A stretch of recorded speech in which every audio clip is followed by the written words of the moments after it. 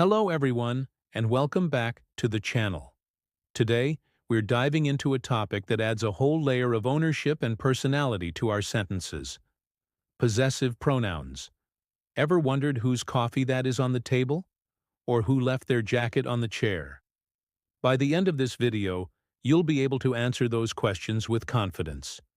We're going to demystify these powerful little words and show you how to use them like a pro.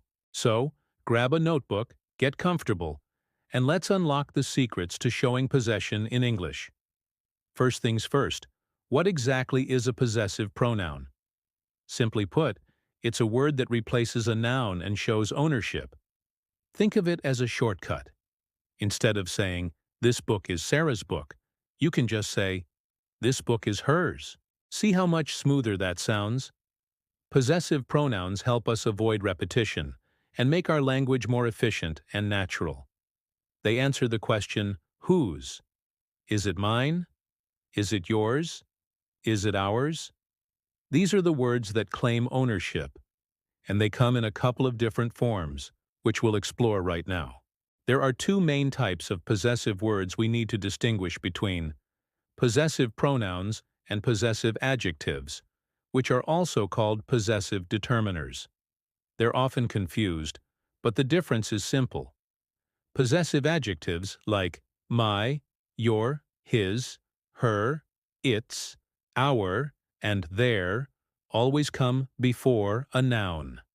For example, this is my car. My is describing the car. On the other hand, possessive pronouns, mine, yours, his, hers, its, ours, and theirs, stand alone. They replace the noun entirely. So you would say, the car is mine. Mine replaces the phrase my car. That's the key difference. One needs a noun right after it, and the other stands proudly on its own. Let's look at the singular possessive pronouns first. We have mine, yours, his, her, and its. Let's break them down with some fun examples. Imagine you and a friend are looking at two slices of pizza. You could say, "This big slice is mine, and the smaller one is yours." Here, mine replaces my slice, and yours replaces your slice. Now what about his and her? If Tom left his keys, you could ask, "Are these keys his?" And if Jane's phone is ringing, someone might say, "I think that phone is hers." Notice that his is the same whether it's an adjective or a pronoun, which can be a little tricky. You know it's a pronoun when it stands alone. For it's less common as a standalone pronoun, but you might see it. For example, pointing to a dog wagging its tail, you could say, "That happiness is all its." Now for the plural possessive pronouns, ours, yours, and theirs. These are used when we're talking about something that belongs to a group of people. Let's say your family just won a team competition. You could exclaim, "The victory is ours." Ours represents the victory belonging to your whole family. Yours can be singular or plural. If you're a teacher speaking to your class, you might say, "The responsibility to keep the classroom clean is yours." Here, yours refers to all the students, and theirs. Imagine your neighbors just got a new car. You could say, "That shiny red convertible is theirs." Theirs clearly indicates the car belongs to your neighbors. It's a simple way to show shared ownership. One of the most common mistakes people make is confusing its, and your, and your. Let's clear this up once and for all. Its, with no apostrophe, is the possessive form. For example, the dog chased its tail. The tail belongs to the dog. Its with an apostrophe is a contraction of it is, or it has. For example, it's a beautiful day, meaning it is a beautiful day. The same rule applies to your and your. Your is possessive. Is this your bag? The bag belongs to you. You are is a contraction of you are. You are going to do great, meaning you are going to do great. Remember, The apostrophe in these cases means a letter is missing. It doesn't show possession. Let's practice putting this all together. I'm going to give you a sentence with a possessive adjective and a noun, and I want you to change it to use a possessive pronoun. Ready? Sentence 1. That is my jacket.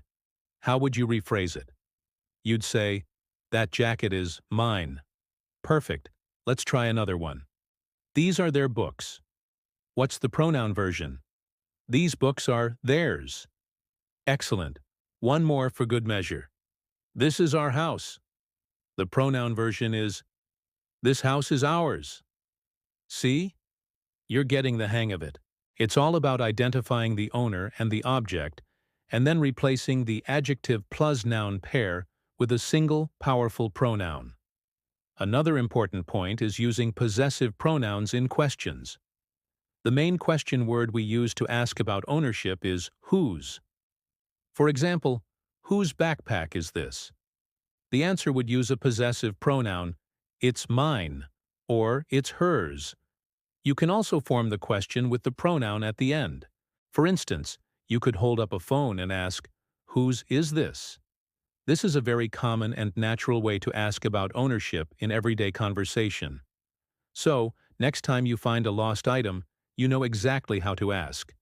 Whose is this wallet? Or, whose are these gloves? And hopefully the owner will reply, they're mine. Let's wrap up with a quick review.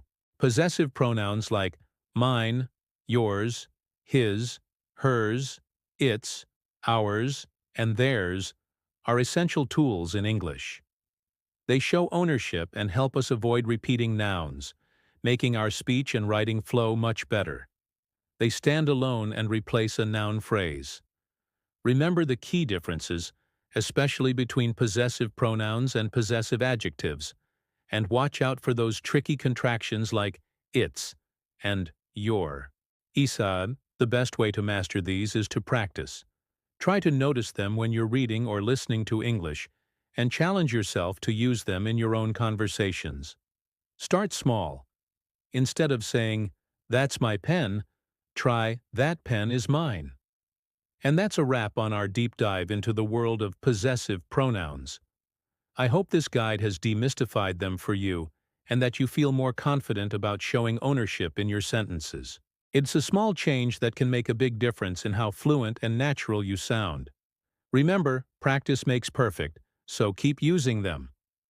Thank you so much for watching today. If you found this video helpful, please give it a thumbs up, and don't forget to subscribe to the channel and hit that notification bell, so you won't miss any of our future lessons. If you have any questions, drop them in the comments below. See you in the next video.